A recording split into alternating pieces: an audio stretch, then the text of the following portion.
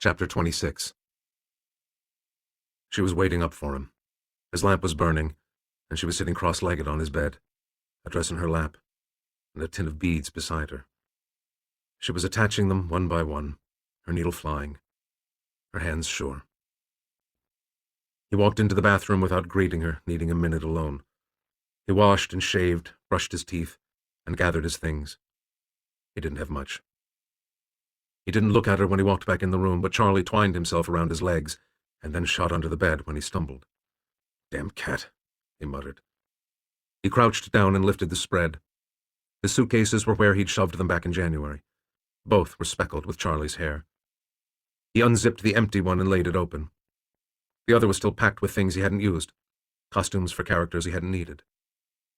"He's going to sulk for hours now," Danny said, still beating. "I'll never get him out." He grunted and straightened. She thought he was worried about Charlie. He shrugged out of his shirt, exchanging it for a new one. His fingers flew over the buttons, and he tucked it into his trousers, snapping his suspenders back in place and turning down his collar. "He likes you, you know. He just doesn't know how to tell you, so he makes a nuisance of himself." So far, his actions had not alerted her that something was amiss. "I have to leave, Danny," he said, tugging open his drawers. He didn't look at her, but from the corner of his eye he saw her pause, her needle upraised so her beads wouldn't slide off the string. "Where to?" she asked. "And when will you be back?" Her voice was easy, trusting. He kept moving. His drawers were emptied, 1, 2, 3, in all of 20 seconds. "Michael?" She secured the needle in her fabric and put the lid on the tin of beads. He folded his suits on top of the contents of his drawers and added his dress shirts before zipping it closed. His files were already in the trunk. He didn't know what he'd do with those. He didn't need them anymore. His boots were in the trunk, too. He'd started keeping them there, away from Danny's curious touch. "Chicago. I have to go to Chicago," he said, his answer distracted, belated. He tossed his shaving kit, his spectators, and his white fedora into the valise he'd had since he was 18 years old. It had been everywhere with him. The white handkerchief Irene had initialed and Danny had returned was already tucked in the inside pocket. "Michael!" Her voice was sharper now. "I'll just run these out to the car. Give me a minute," he said. "Then I'll tell you everything." Danny's feet were bare and she wouldn't follow him. He strode out of the room, the 2 suitcases in his hands, and was through the back door before she was even off the bed. She was ready for him when he returned, though, holding his valise like she was taking it hostage, her eyes bright, shoulders stiff, mouth unsmiling. He took it from her and set it by the door. His hat was on his desk, his overcoat slung over his chair. His suit coat was still in the car. He hadn't even worn it inside. He was ready. "What happened, Michael?" she asked. "I have a new assignment in Chicago and reason to believe that I've been made. Or Michael Lapito's been made. And that's not safe for you or your aunts." Her brow furrowed. "What about Francis Sweeney?" "He's not my problem anymore. He never really was. This was all temporary. You knew that." "Whose problem is he?" she whispered. "His family has been notified and advised." "Of what?" "His mental condition. He's being taken to an institution as we speak. He'll continue to be monitored, watched. He won't be getting out any time soon." He shrugged and reached for his hat. "I see," Danny whispered. He could see that she did. "You're not coming back?" she asked. But it wasn't really a question. "No." His heart had begun to race.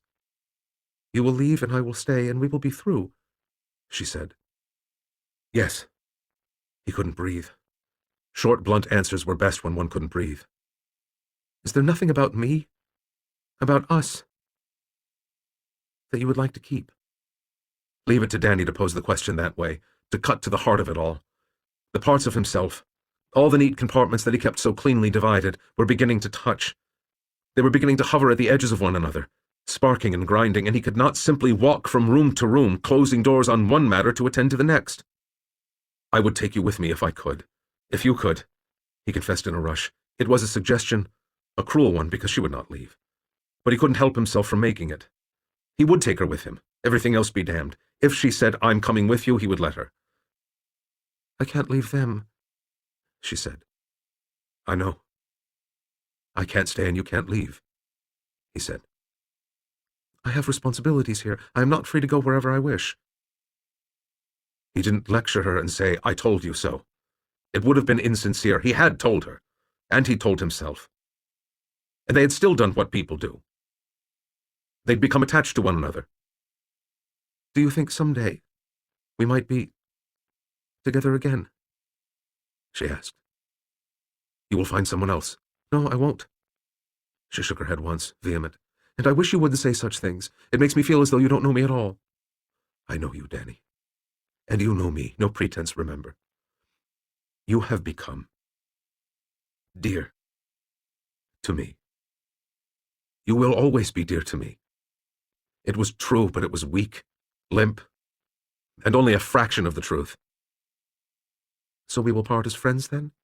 She asked. Is that what you want? You are not just my friend, he confessed. No. Her voice was faint. No. I'm in love with you, so you aren't just my friend. And he was a bastard for admitting it. Love confessed and then denied was not a gift. You are in love with me, and I am in love with you. But you're still going to go. Yes. A bastard. Her gaze was steady, but her blue eye was brighter, her dark eye deeper, and he could see her fighting for her composure. I've made my choices, Danny. I don't live a life that I can share. I knew, going into this job 15 years ago, that there would be no room for anything or anyone else. I chose that. It is what I wanted. But is it what you want? She challenged, her voice bleak. He reached for her then, needing one last embrace, one last kiss. He would pay attention to every detail. He would catalog it, make a list so he wouldn't forget. But she stepped away.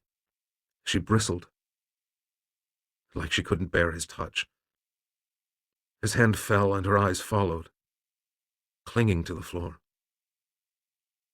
You say you know me, and I'm not sure you do. But I do know you, Danny insisted, her voice shaking. I know every line of your face and wish in your heart. I know you. And you will go, and you will never come back. You will convince yourself that I am foolish, and that you are undeserving. You will continue in the way you have done, and you will die alone. We will both die alone. Don't say that, Danny, he said, aghast. She pressed her palms to her eyes and breathed deeply, fighting, struggling, winning. She dropped her hands, straightened her back, and met his gaze again. Forgive me, she murmured. His heart ached, and his spirit howled. But he picked up his hat and put it on his head. It was time to go. I will call if that's all right, he said, to see how you are. Maybe I could send a letter now and again. But only if you want me to. Do you have to go tonight? She asked. He hesitated. I would very much like for you to stay. With me. Just tonight. It will not change anything. She was silent, as though she thought it might. It will hurt more, he warned. I can't imagine that it would. She'd asked him once not to make her beg. She would not beg him now, and she would not chase him. But she had flinched when he'd reached for her, and it was not how she wanted to part. She had not flinched because she didn't want his touch. She wanted it too much, and she didn't want to weep in front of him, not for herself. He set his hat back down and approached her, his eyes wary. Once he had yearned for pretense, so pretense was what she would give him. She would pretend his leaving was what they both wanted, that it was for the best. She would pretend she was steady, and she would take whatever he would give her. He lifted his hands to her face, the pads of his thumbs bracketing her mouth. Then he leaned in and laid his lips on hers, so kindly, so gently. And when he withdrew, she was angry. I am not a child, she said, keeping her voice low so it wouldn't quake. And I am not glass. I am not sending you away or begging you to stay, so don't kiss me like I am. Don't kiss me like I will break." "How should I kiss you, Danny?" he whispered, still holding her face in his hands. "You know how to kiss me, Michael. You know. Why do you act as if you don't?" "Why don't you show me?" he said. She did, flattening her lips against his and gripping his coat in her hands. It was too hard and too angry, too much passion and not enough pleasure, and not at all what she wanted. "Are we fighting or kissing?" he ground out against her mouth. She pulled away, but he tightened his grip on her jaw, his fingers curling in her hair, and brought her back to him. He coaxed her lips to yield with a soft mouth and sweet pressure, and when they did, he sank into her, deep and deliberate. And there he stayed. He was not frantic. He did not kiss her with pent-up desire or a pending goodbye. He simply kissed her, thorough and slow, like he had nowhere else to go, and nowhere else he wanted to be. The pull in her belly and the heat in her breasts betrayed her, weakening to him when she needed strength, and desperation rose in her chest. She grew bold, chasing his tongue and letting her hands rove, daring him to deny her. He didn't, though he shuddered, his lips still seeking and his eyes closed, like the pleasure was dragging him under. She let herself memorize him, the smoky, clean scent of his skin, the contrast of his silken mouth and his freshly shaved cheeks, wide shoulders, long biceps, strong forearms, big hands. His fingers flexed against hers, but she didn't cease her explorations. He was lean, and the knobs of his shoulders, elbows, and knees were sharp, the ridges on his back and the ribs beneath a well-developed chest too defined. She'd seen him eat. He ate heartily, but he allowed himself no glut, no vice, and very few comforts. He was harsh with himself, unyielding and unforgiving. It made it easier to accept what he withheld from her, knowing it was his way. His hands had fallen to her bottom, urging her against him. Then he swooped her up and laid her on the bed, a magnanimous bridegroom. But he did not cover her body with his own or lay down beside her. He stood, bent over her, his mouth on hers for a minute more before burying his face in her neck, one hand stroking her hair, one hand resting low on her belly, as if he knew the heat he'd kindled there and wished to protect it.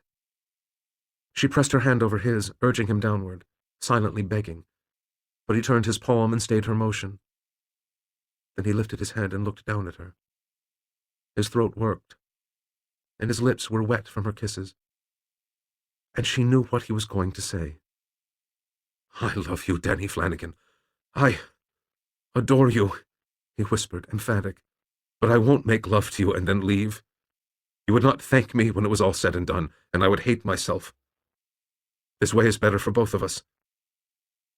He kissed her again, a fleeting touch with closed lips, as if he didn't trust himself to linger. And then he straightened and stepped away, his hands falling to his sides. She could not speak. She could not even look at him. She rolled to her side, away from the door, away from him, and waited for him to go. When he'd said it would hurt more if he stayed, he'd known with certainty that it would. In the space of mere minutes, the situation had gone from terrible to intolerable, and he'd learned long ago that the only way to deal with intolerable was to move, and keep moving. Danny had turned away from him, giving him her back, but he understood. There was nothing to say, and no good way to say it. In the soft glow of the lamp, her hair was copper, and the line of her back, the curve of her waist and the flare of her hips, were desert dunes draped in soft pink. She glowed. She was a painting in sunset shades, her colors melding into the shadows of the room. And he let himself look for a moment more. The dress she wore was the same hue as the apples of her cheeks and the plum of her mouth. He'd noted both when he tore himself from her lips. It was the same dress she'd worn the night she'd roused him with kisses on the sitting-room floor, Debussy having put him to sleep.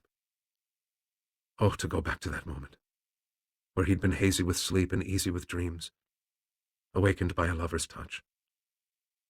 He'd run from her then like he was running from her now.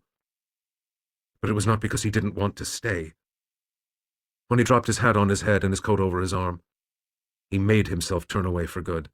He would call when he reached Chicago, just like he'd said he would. He would even write to her. He would enjoy that. He would allow himself that. And if or when she failed to reply, he would know to let go. He picked up his bag, still waiting by the door, and reached for the knob. "Good night, Danny," he whispered one last time. He was in the hallway when he thought he heard her reply. "Good night, Michael." When he'd left Chicago in 23, he'd left behind a woman who had wanted him gone.